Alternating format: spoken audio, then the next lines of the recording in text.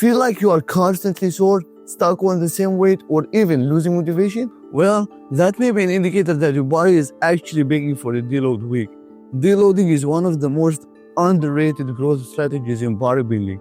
1 week of deloading could make your next 8 to 10 weeks way more effective.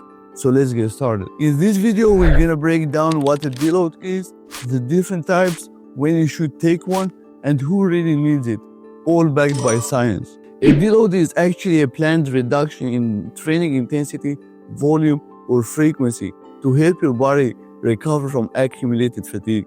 Think of it like a pit stop in a race. You are not quitting, you are maintaining performance long term. The concept actually comes from something called periodization. It is a principle in sports science that structures training into phases of load and recovery to prevent overtraining. A 2023 study from Sport Medicine from Bell et al. Showed that the deloading phase can reduce your physiological as well as your psychological fatigue and improve your readiness for the next training session. And now you may be asking how many types of deloading there are out there. Actually, there are 3 different types of deloading. First, we have intensity deload. Here you keep the same sets and reps, but you reduce the weight to 50 to 60% of your 1 rep max.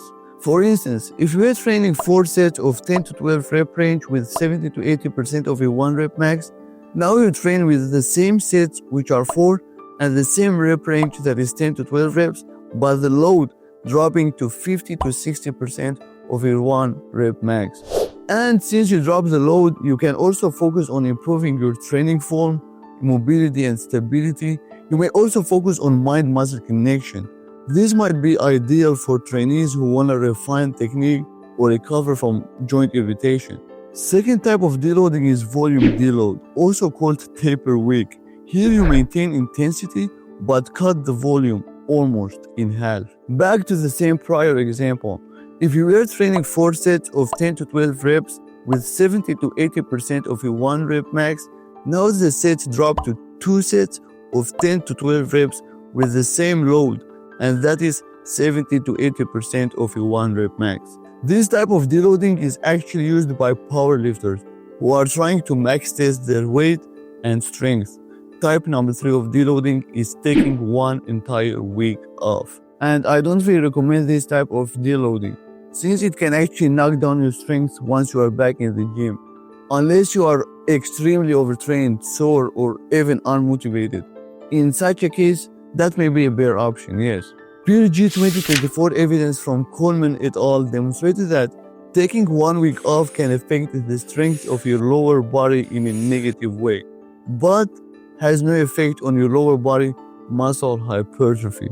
So in case you took 1 week off, I would highly recommend an active recovery period consisting of walking and stretching. Now, how often should you take a deload? Actually, there is no direct answer to that particular question, but that largely depends on many factors like your training intensity, experience level, recovery ability, and even sleep and stress levels. For someone who has just started lifting and is still considered a beginner, then a reactive deloading is the go-to. Reactive deload is when you reduce the volume and intensity based on how you feel, and it is applied as needed, according to how the person feels and how well they are performing.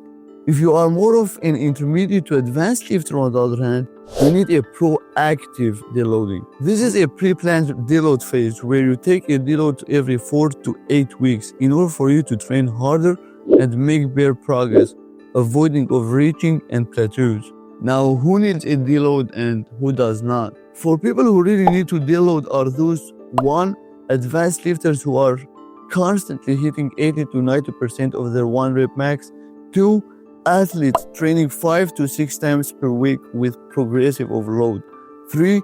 Anyone showing signs of overtraining, constant fatigue, poor sleep, nagging soreness, or mood swings. Or also loss of motivation. But trust me, that is not losing motivation. You are just overtrained, bro. 4. Bodybuilders deep in a bulking or cutting cycles. And 5. Older athletes who need longer recovery windows.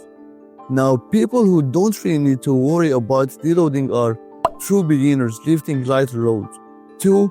Lifters with auto-regulated training, meaning you naturally adjust training intensity based on how you feel. And 3, do training less than 3 times per week, or not pushing progressive overload or all.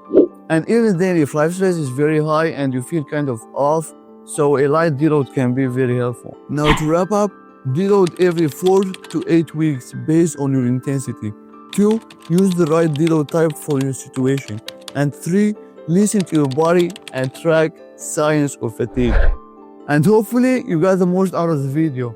And if you did, please don't forget to like the video and subscribe to the channel for more no BS science-backed fitness content.